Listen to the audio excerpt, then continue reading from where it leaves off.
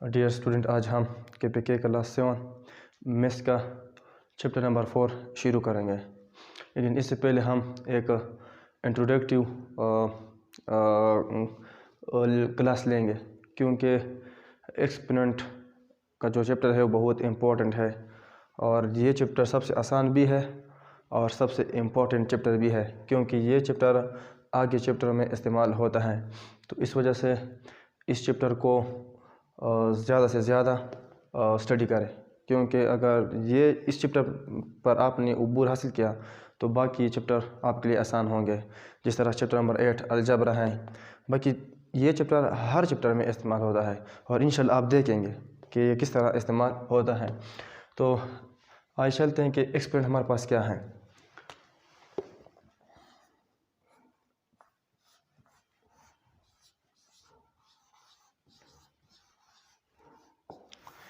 इस चैप्टर में सिर्फ ये चैप्टर क्यों आसान है? ये इसलिए आसान है कि इस चैप्टर में सिर्फ दो बातें होंगी, एक्सपोनेंट और बेस। हालांकि इस चैप्टर का नाम है एक्सपोनेंट, लेकिन हम बेस भी पढ़ेंगे।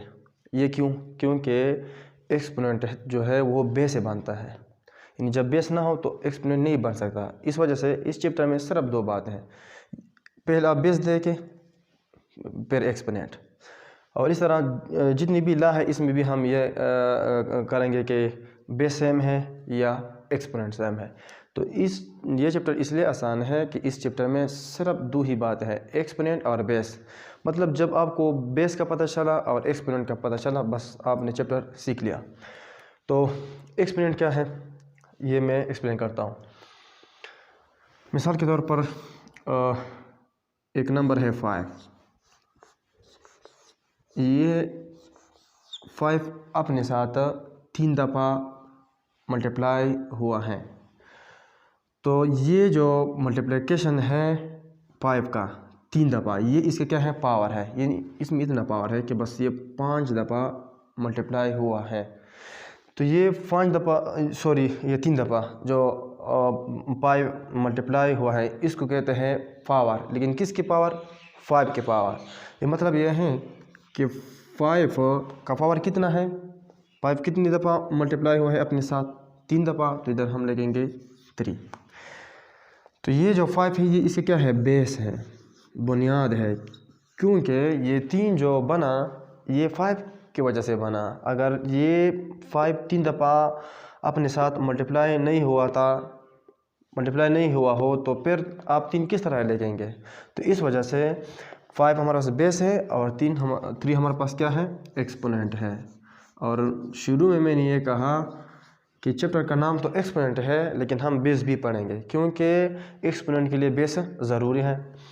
तो ये हमारे पास 3 हमारे पास क्या है, एक्सपोनेंट है। इसका एक और नाम भी है, इसको हम कह सकते हैं पावर। लेकिन पावर और एक्सपोनेंट में थोड़ा डिफरेंस है, क्योंकि ये पावर है, ये जो 5 3 टाइम मल्टीप्लाई हुआ है अपने साथ, ये इस 5 का क्या है, पावर है। अभी इस पावर को जब मैंने जाहिर किया एक नंबर में तो ये 3 है, तो इसको हम कहते हैं एक्सपोनेंट, और हम इसको पावर भी कह सकते हैं। लेकिन पावर का मतलब है a number multiply with itself, इसको कहते हैं power. How time a number is multiply with itself, इसको हम कहते हैं एक्सपोनेंट। इसको हम एक और नाम भी कह सकते हैं कि इसका नाम एक्सपोनेंट को ये डिग्री है। इसका एक और नाम भी है इंडेक्स। फिर इस तरह पावर और डिग्री में भी मतलब है कि फ़र्क है। लेकिन ये जो सारे एक्सपोनेंट है, पावर है, डिग्री है, इंडेक्स है, इंशाल्लाह ये हम डिटेल में चैप्टर नंबर 8 अलजबरा में पढ़ेंगे। लेकिन मैं अभी थोड़ा मैं बता रहा हूँ कि एक्सपोनेंट पावर में थोड़ा डिफरेंट है। इस तरह डिग्री और पावर में भी थोड़ा डिफरेंट है। डिग्री का मतलब है हाईएस्ट पावर, और पावर तो मतलब है स्मॉल भी हो सकता है एक जुमले में, और बड़ा भी हो सकता है। तो इस वजह से जो हाईएस्ट पावर है उसको हम डिग्री कहते हैं। तो ये हमारे पास है क्या कि अगर एक नंबर अपने साथ जितनी दफ़ा मल्टीप्लाई हो जाए, तो ये जितनी दफ़ा ये मल्टीप्लाई होता है उसको हम कहते हैं पावर। अगर उस पावर को हमने नंबर से ज़ाहिर किया, नंबर से रिप्रेजेंट किया, तो हम इसको कहते हैं एक्सपोनेंट। और एक्सपोनेंट विदाउट बेस नहीं बनता है। इस वजह से इस चैप्टर में हम सिर्फ दो ही बातें पढ़ेंगे, बेस और एक्सपोनेंट। मिसाल के तौर पर अगर इस तरह ए डॉट ए ये जो डॉट है, अगर डॉट एक से ज़्यादा टाइम नंबर में आ जाए, मतलब इधर कितनी डॉट आए 3, तो अभी इस डॉट का मतलब होगा मल्टीप्लिकेशन। अगर डॉट इस तरह आ जाए 3 4 5, इसका मतलब भी क्या होगा, एक से ज़्यादा दफ़ा डॉट आए हैं तो इसको फिर हम कहते हैं कि ये नंबर आपस में क्या है, मल्टीप्लाई हुए हैं। इस तरह अगर एक नंबर है और एक इंग्लिश का लेटर है, इसके बीच में कोई भी साइन नहीं है तो इसके बीच में हमेशा मल्टीप्लिकेशन का सिंबल होगा। इस तरह अगर एक नंबर है दूसरा भी नंबर है लेकिन इधर इसके साथ ब्रैकेट है तो इसका मतलब भी ये होगा कि ये हमारे पास क्या है, आपस में मल्टीप्लाई हुए हैं। इस तरह हम बहुत से मल्टीप्लिकेशन के क्या हैं तरीके होते हैं कि किस तरह हम मल्टीप्लिकेशन को हम ज़ाहिर कर सकते हैं। तो इस तरह अगर मैंने इधर डॉट लिखा तो इसका मतलब क्या है, इसका मतलब है कि ये ए आपस में अपने साथ मल्टीप्लाई हुआ है। मिसाल इसके तौर पर ए मल्टीप्लाई है ए के साथ, ये ए बी ए के साथ, ये भी और ये भी ये भी। अब ये ए इसे क्या है, बेस है, और ये ए कितनी दफ़ा मल्टीप्लाई हुए हैं अपने साथ, ये इसके क्या है, पावर है। तो ए अपने साथ 1 2 3 4 5 6 बार अपने साथ मल्टीप्लाई हुआ है तो इसको हम लिखेंगे 6। तो ये 6 इसे क्या है, एक्सपोनेंट है, पावर है या डिग्री इंडेक्स जो भी आप कह सकते हैं। लेकिन अमूमन पावर का मतलब है कि 20 कितनी दफ़ा मल्टीप्लाई हुआ है। मतलब यह है कि power shows that how time the base is multiply with it self, कि बेस कितनी दफ़ा अपने साथ मल्टीप्लाई हुआ है। इस तरह बेस और एक्सपोनेंट। तो एक्सपोनेंट क्या है, एक्सपोनेंट का डेफिनेशन इस तरह है, when a number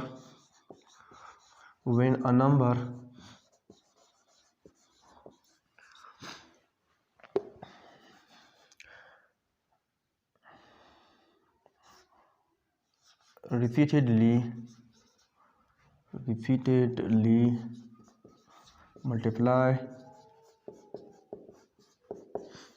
with itself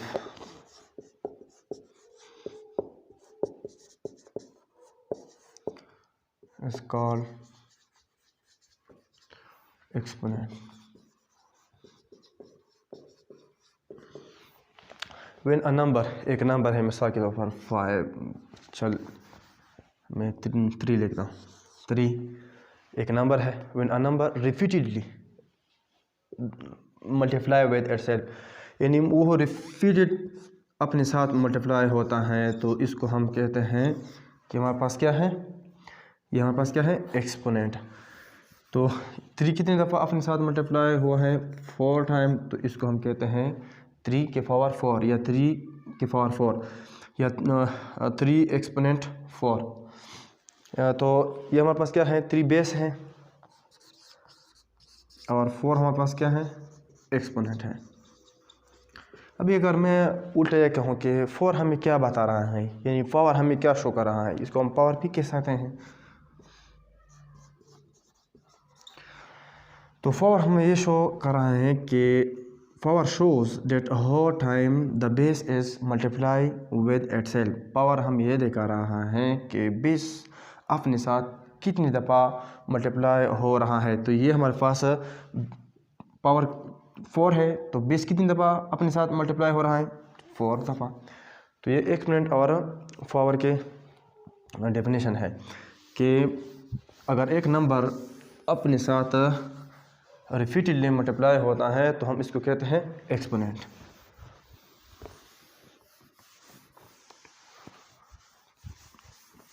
तो अब अगर कोई कहे 2/3 पावर सपोज 7, तो ये हमारे पास क्या है, ये होगा बेस और ये होगा एक्सपोनेंट।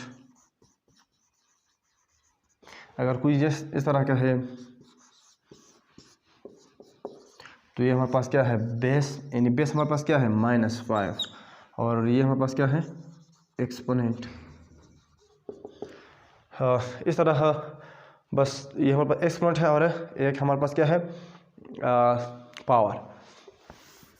अभी इस एक्सपोनेंट के मतलब यह है कि इस चैप्टर में सिर्फ दो बातें होंगे, या एक्सपोनेंट होगा या बेस। एक्सपोनेंट चैप्टर तो का नाम जो है वो एक्सपोनेंट है, लेकिन बेस हम क्यों पढ़ते हैं? बेस हम इसलिए पढ़ते हैं कि विदाउट बेस एक्सपोनेंट नहीं बन सकता, इस वजह से हम पढ़ते हैं। ये चैप्टर इसलिए आसान है कि बस आप फोकस करो बेस पर पहले, और अगर बेस में आपको सवाल करने का जो मतलब है वो आगे आप पढ़ेंगे कि अगर बेस सेम है मतलब है कि पावर हम ऐड करेंगे, फिर अगर बेस सेम नहीं है तो हम पावर को देखेंगे कि पावर सेम है। तो इस तरह क्वेश्चन आते हैं, वो जब क्वेश्चन आएंगे मैं बताऊंगा। अभी इसका एक्सपोनेंट के लॉ ऑफ एक्सपोनेंट मतलब है कि लॉस ऑफ एक्सपोनेंट, एक्सपोनेंट के लॉ है। तो पहले दो लॉ मतलब है कि इस चैप्टर में हम तो एक्सपोनेंट और बेस पढ़ेंगे, तो इस वजह से पहले जो दो लॉ है वो यह है कि बेस की थ्रू है कि अगर बेस सेम है तो फिर क्या होगा, अगर बेस डिफरेंट हो तो फिर क्या होगा। तो फर्स्ट लॉ है so when base are same but when base are same but exponents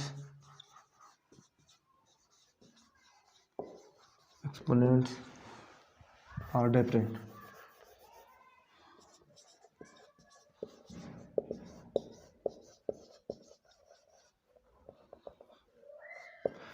ये एक लॉ है when base are same, और सॉरी लॉ ऑफ एक्सपोनेंट में हम पहले प्रोडक्ट लॉ पढ़ेंगे।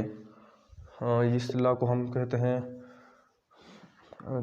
चल इधर लिखते हैं, एक्सपोनेंट के लॉ है लेकिन इस लॉ को हम कहते हैं प्रोडक्ट लॉ। प्रोडक्ट किसको कहते हैं? अगर आप 2 नंबर को मल्टीप्लाई करें इससे एक आंसर आएगा, मिसाल के तौर पर 2 3 6, तो ये 6 को हम कहते हैं प्रोडक्ट। रिजल्ट भी कहते हैं। तो पहला जो लॉ है वो क्या है, प्रोडक्ट लॉ। पहला लॉ ये है कि अगर प्रोडक्ट लॉ में अगर when base are same but exponents are different, यानी बेस सेम हो और एक्सपोनेंट क्या हो, डिफरेंट हो, तो फिर हम क्या करेंगे? मिसाल के तौर पर, और इधर प्रोडक्ट है, याद रखे जब भी आप प्रोडक्ट का नाम सुनेंगे तो इसका मतलब है 2 नंबर या 2 से ज़्यादा नंबर अपने आपस में मल्टीप्लाई हुए हैं। मिसाल के तौर पर अगर मैं लिखूँ 5 + 2 = 7, this is not product, this is sum. Addition के बाद जो आंसर आता है उसको हम कहते हैं सम। लेकिन यही 5 और 2 है, अगर मैं इसको मल्टीप्लाई करूँ और जो आंसर आता है वो 10 है, तो इसको हम कहते हैं प्रोडक्ट। प्रोडक्ट का मतलब यह है कि the result after multiplication, the result after multiplication is called product. तो यहाँ भी हमारे पास प्रोडक्ट लॉ है, मतलब यह है कि दो जब बेसिस सेम बेसिस हो वो या 2 से ज़्यादा हो, वो आपस में मल्टीप्लाई होते हैं, तो फिर हम, और इसका पावर डिफरेंट है, तो फिर हम क्या करेंगे?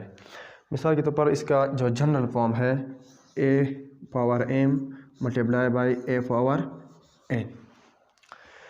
ये a कुछ भी नंबर हो सकता है, कोई भी नंबर हो सकता है, m और n भी कोई भी नंबर हो सकता है, लेकिन ये m और n क्या होंगे? डिफरेंट होंगे। मिसाल के तौर पर a में लेता हूँ 3 और m में लेता हूँ 5, फिर मल्टीप्लाई का सिंबल, यह जो a है वो क्या है? 3 है, लेकिन n जो है वो डिफरेंट होगा। आप 5 नहीं ले सकते, बाकी आप कोई भी नंबर ले सकते हैं।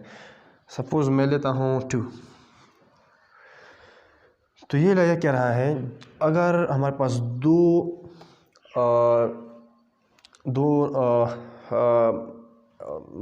बेस हो और वो सेम और उनके जो एक्सपोनेंट है वो डिफरेंट है, तो आप इस तरह करेंगे कि ये जो बेस है, ये जो बेस ए है, इसमें से आप कॉमन लेंगे, यानी एक लेंगे और वो है ए, और पावर आप क्या करेंगे, ऐड करेंगे, यानी m प्लस n।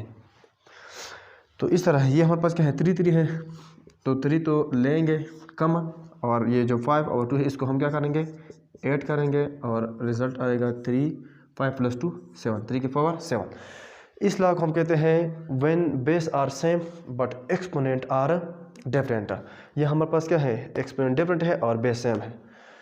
मिसाल के तौर पर आपने किसी ने आपको कहा 2/7 power 2 multiply by 2/7 multiply power 9, यह क्या है, मल्टीप्लिकेशन है। तो यह और दूसरा क्या है, बेस सेम है। तो ये हमारे पास क्या है, वो प्रोडक्ट ला है, क्योंकि इधर मल्टीप्लाई का सिंबल है और बेस सेम है। आप पावर ऐड करें और इसमें से एक कमाने, ये ला बहुत इंपॉर्टेंट है, इसको सीखें। ये इसमें जो भी ला आते हैं उसको सीखो। तो बेस सेम लेंगे और पावर ऐड करेंगे, 2 + 9, जो भी आंसर आता है 2/7 पावर 11। तो जब भी हमारे पास दो नंबर आपस में मल्टीप्लाई होते हैं, उसका बेस सेम होते हैं और पावर डिफरेंट होते हैं, तो बेस सेम लेंगे, पावर ऐड करेंगे। इसको सीखो, जनरल में सीखो, और उसके एग्जाम्पल पे गौर करो कि किस तरह हम इसको सॉल्व करेंगे। अगर दो बेस सेम है और उसमें मल्टीप्लाई का सिंबल है, याद रखें यही 3 पावर 5 + 2 पावर 3 पावर 2 है, लेकिन इधर प्लस का साइन है। आप इस तरह नहीं कर सकते, कि 3 5 + 2, यह गलत है। जब मल्टीप्लाई का सिंबल हो और बेस सेम हो, पावर डिफरेंट हो, तो आप इसको क्या कर सकते हैं, ऐड कर सकते हैं। तो ये था जब बेस सेम हो और पावर क्या हो, डिफरेंट हो। इस तरह तो भी आ सकता है कि अगर बेस डिफरेंट हो, व्हेन बेस आर डिफरेंट, अगर यहाँ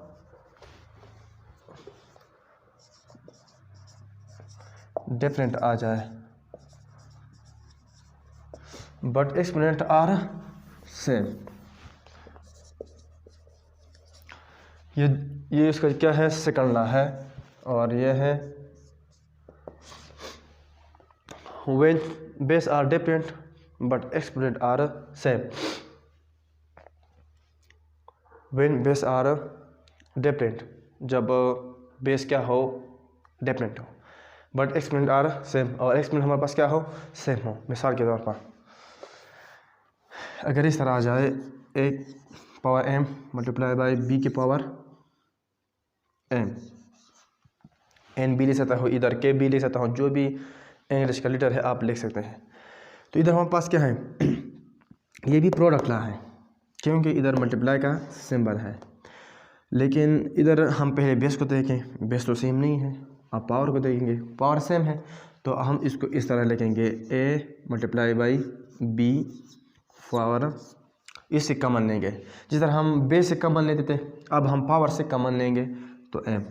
याद रखिए, उसको मल्टीप्लाई सिंबल अगर हम ना b लेके इस तरह लेंगे a b, इसका मतलब भी यह है कि अगर दो इंग्लिश लीटर है या दो नंबर है, एक नंबर है और एक लीटर है, उसके बीच में कोई भी साइन ना है, तो उसके बीच में हमेशा मल्टीप्लाई का साइन होगा। तो इसको हम इस तरह भी लिख सकते हैं।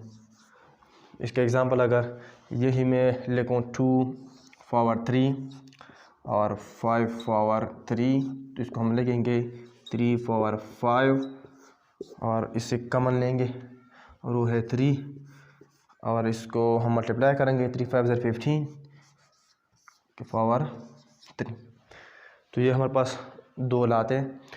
एक लाता ये कि अगर बेस सेम है, प्रोडक्ट ला में अगर बेस सेम है और एक्सपोनेंट डिफरेंट है, तो फिर हम क्या करेंगे, अगर बेस डिफरेंट है, एक्सपोनेंट सेम है, तो फिर हम क्या करेंगे। अभी हमारे पास दो और ला हैं, और वो है क्वोशंट ला।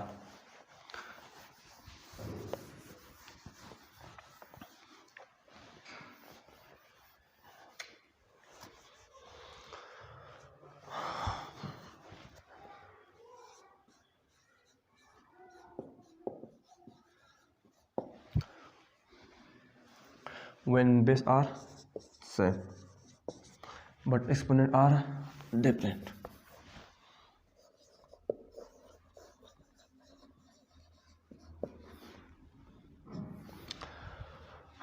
क्वेश्चन ला है और ये इसका फर्स्ट ला है कि अगर क्वेश्चन का when base are same, अगर बेस सेम है बट एक्सपोनेंट्स आर डिफरेंट, लेकिन उसका जो एक्सपोनेंट्स है वो क्या है, डिफरेंट है, तो फिर हम क्या करेंगे।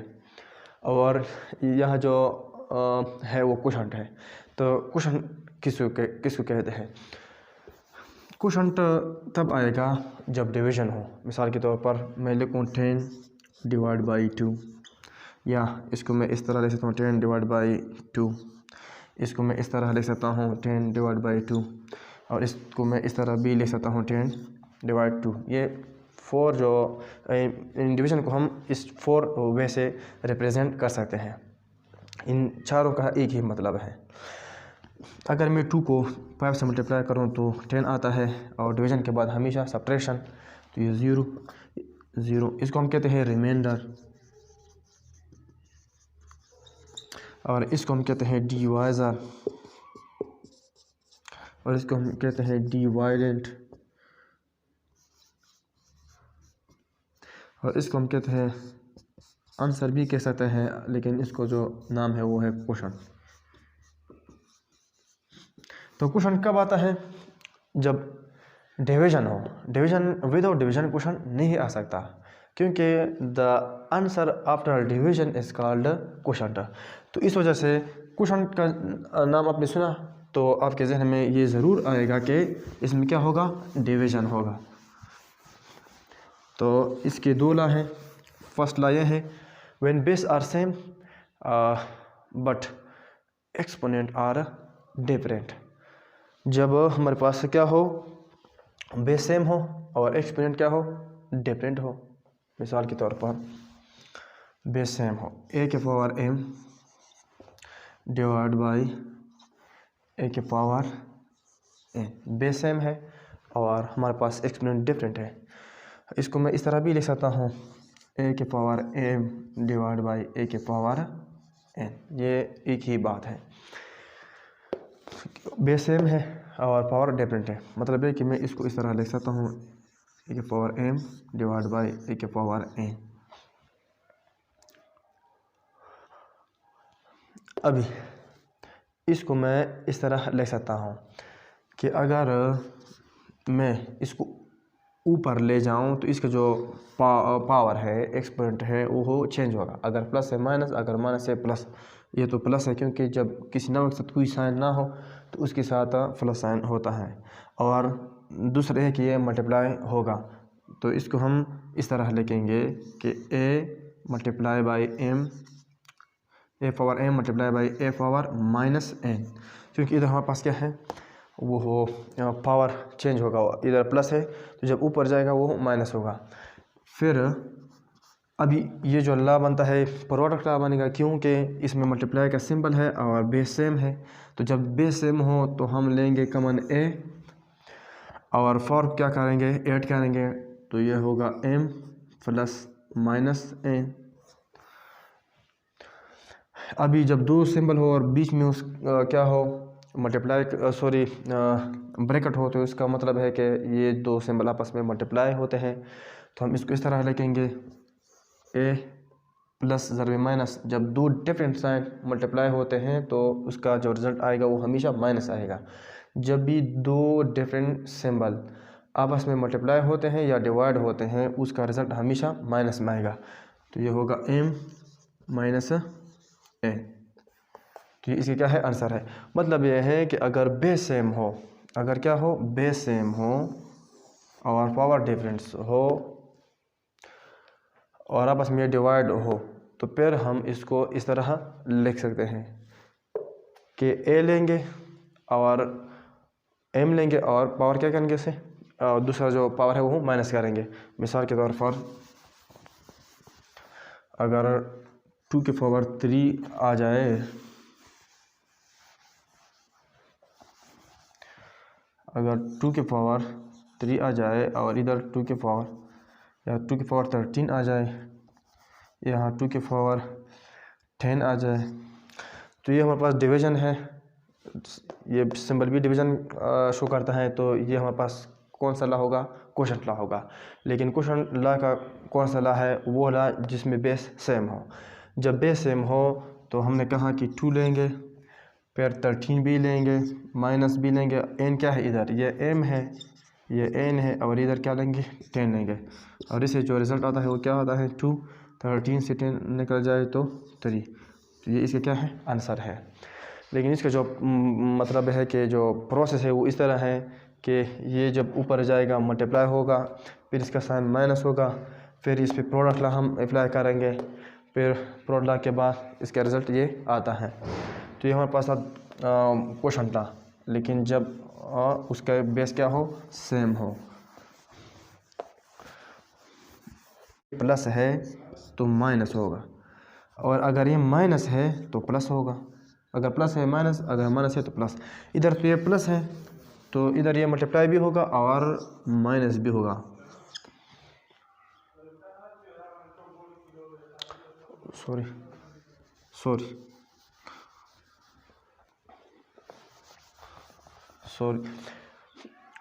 क्वेश्चन लॉ का जो दूसरा लॉ है वो इस तरह है, when base are different but exponents are same. कि जब बेस डिफरेंट हो और एक्सपोनेंट क्या हो? सेम हो। मिसाल के तौर पर a की power n divide by b की पावर n। तो ये हमारे पास क्या है? बेस डिफरेंट है और जो एक्सपोनेंट है, पावर है, वो सेम है। तो इसको हम किस तरह लिखेंगे? इसको हम इस तरह भी लिख सकते हैं, a divide by b whole power n। यानी ये जो n है ये a पे b है और b है।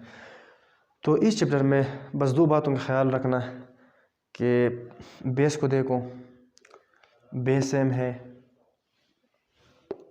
अगर बेस सेम नहीं है तो पावर की देखो, पावर सेम है कि नहीं। फिर ये भी देखो कि इसमें मल्टीप्लाई का सिंबल है या डिवीज़न का सिंबल है। अगर डिवीज़न का सिंबल है तो फिर क्वोशंट लॉ अप्लाई करेंगे। अगर मल्टीप्लाई का सिंबल है तो फिर प्रोडक्ट लॉ अप्लाई करेंगे। तो इसको हम इस तरह भी लिख सकते हैं। मिसाल के तौर पर 2 की पावर 3 और 5 की पावर 3, इसको मैं इस तरह लिख सकता हूँ 2 डिवाइड बाई 15 पावर 3। एक और इम्पोर्टेंट बात कि अगर एक बेस का पावर 0 है तो वो हो, मतलब कि 5 की पावर 0 ये किसके बराबर होगा? या 2 और 13 की पावर 0 ये किसके बराबर होगा? तो हमेशा बेस के या एक्स मीन एनी नंबर अगर उसका पावर 0 हो तो क्या ये किसके बराबर होगा? याद रखिए, जिस भी नंबर का पावर 0 हो या जिस फ्रैक्शन का भी पावर 0 हो वो 1 के बराबर होगा। ये किस तरह है? तो अब इसको मैं प्रूव कर सकता हूँ। मिसाल के तौर पर कि अगर 5 की पावर 0 है तो ये किस तरह 1 के बराबर है? मैं 5 लिखता हूँ, 0 की जगह मैं 1 माइनस 1 लिख सकता हूँ, 2 माइनस 2 लिख सकता हूँ, 3 माइनस 3 लिख सकता हूँ। इस तरह जाए 100 माइनस 100 लिख सकता हूँ। जो भी आपकी मर्ज़ी है नंबर लिख सकते हैं, लेकिन वो नंबर सेम और बीच में माइनस साइन हो। तो 0 की जगह मैं लिख सकता हूँ मिसाल के तौर पर 2 की पावर माइनस 2 लिख सकता हूँ, क्योंकि 2 माइनस 2 का मतलब है 0। और 5 के पावर 2 ज़रबे 5 की पावर माइनस 2, इसका मतलब यह है, पहले हम बेस देखेंगे। बेस सेम है तो हम ये कहें कि बेस कॉमन लेंगे, पावर ऐड करेंगे, 2 प्लस माइनस 2 होगा। और इसका मतलब यह है कि 5 और 2 प्लस ज़रबे माइनस, 2 सिंबल लेकिन डिफरेंट है तो माइनस आएगा, प्लस ज़रबे माइनस माइनस 2। और इसका मतलब ये भी है कि 5 2 से 2 निकल जाए 0। मतलब यह है कि 5 की पावर 0 को मैं इस तरह भी लिख सकता हूँ, और इसको मैं इस तरह भी लिख सकता हूँ, और इसको मैं इस तरह भी लिख सकता हूँ। ये तो बिल्कुल सेम बात है। तो इस 5 2 - 2 को मैं लिख सकता हूँ, चल इधर लिखते हैं, मैं इसको लिख सकता हूँ 5 पावर 2 5 - 2, इस तरह मैं लिख सकता हूँ। और मैंने ये भी कहा है कि अगर इस तरह हो कि 5/2 हो और 5/2 हो, अगर मैं इसको ऊपर कर देता हूँ तो इसका मतलब है कि ये हमेशा मल्टीप्लाई होगा और इसका पावर क्या होगा, चेंज होगा। यहाँ 5 की पावर 2 है तो यहाँ 5 की पावर -2 होगा। इसका मतलब यह है कि इसको मैं इस तरह भी लिख सकता हूँ, क्योंकि ये जो 5 की पावर -2 है, अगर मैं इसको नीचे लाऊं तो ये डिवाइड भी होगा और पावर भी चेंज होगा।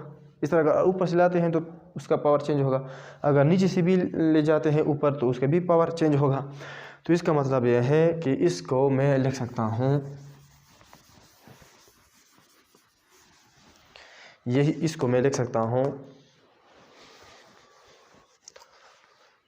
इसको मैं लिख सकता हूँ, कि 5/2 नीचे, इसको मैं नीचे लिखूँ तो उसका पावर चेंज होगा 2।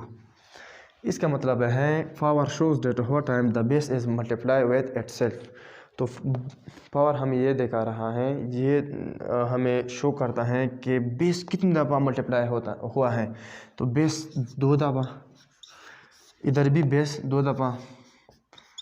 तो इसका मतलब है कि इससे जो आंसर आता है वो 25/25 आता है, और 25 से कैंसिल होता है तो आंसर हमें 1/1 देता है, और इसका मतलब है कि 1। तो हमने ये प्रूव किया कि जिस भी नंबर का आप पावर लेंगे वो 1 के बराबर होगा। इस तरह x, यही अगर मैं रूल x पे अप्लाई करता तो यहाँ भी x होता, यहाँ भी x होता, यहाँ भी x होता, यहाँ भी x, यहाँ भी x, फिर x कैसा होता है, फिर भी 1 आता है। तो जिस भी नंबर का पावर 0 आता है तो उसका मतलब क्या है कि ये एक 1 के बराबर है। और तीसरा जो है वो भी इम्पोर्टेंट एक और, इसमें एक और लासम जो है इसको भी सीख लो। याद रखें, अगर मेरे को 1/a के पावर m, इस तरह मैंने लिखा, a कुछ भी नंबर हो सकता है, m कुछ भी पावर हो सकता है, आप इसको इस तरह लिख सकते हैं। मैं आपको एक्सप्लेन करता हूँ, फिर इसके बाद आप इसको डायरेक्ट लिखेंगे। 1 लिख सकता हूँ, फिर ये जो a के पावर m है, इसको जब मैं ऊपर ले जाऊँगा तो ऑलरेडी ये मल्टीप्लाई होगा। दूसरा, इसका जो पावर है वो क्या होगा, चेंज होगा। तो 1 जिस भी नंबर के साथ आप मल्टीप्लाई करें तो रिज़ल्ट वही आंसर देता है, वही नंबर देता है। तो याद रखें 1/a के पावर m मैं हमेशा लिख सकता हूँ a के पावर -m। ज़रूर नहीं है, इस तरह भी आप लिख सकते हैं। अगर 1 के पावर सपोज a के पावर a नहीं चल नंबर में 5 के पावर -2, अब ये माइनस है, आप इसको ऊपर ले जाएंगे तो इसका मतलब ये होगा 5 के पावर यहाँ माइनस है तो यहाँ प्लस होगा, इसका मतलब ये होगा कि 5 के पावर 2। तो ये चंद लाते इसको सीखे, क्योंकि यही बस इस चैप्टर में सारे यही ला इस्तेमाल होते हैं और ये बहुत इम्पोर्टेंट है। ये आगे 9 10 में भी आता है। मतलब है कि इससे आपका इसे जान नहीं चला सकते, क्योंकि ये आगे जितने भी आप कोर्स पढ़ेंगे इसमें आएगा। तो बस इस चैप्टर में 2 बातों का ख्याल रखो, एक्सपेंड और बेस। इंशाल्लाह एक्सरसाइज नेक्स्ट वीडियो में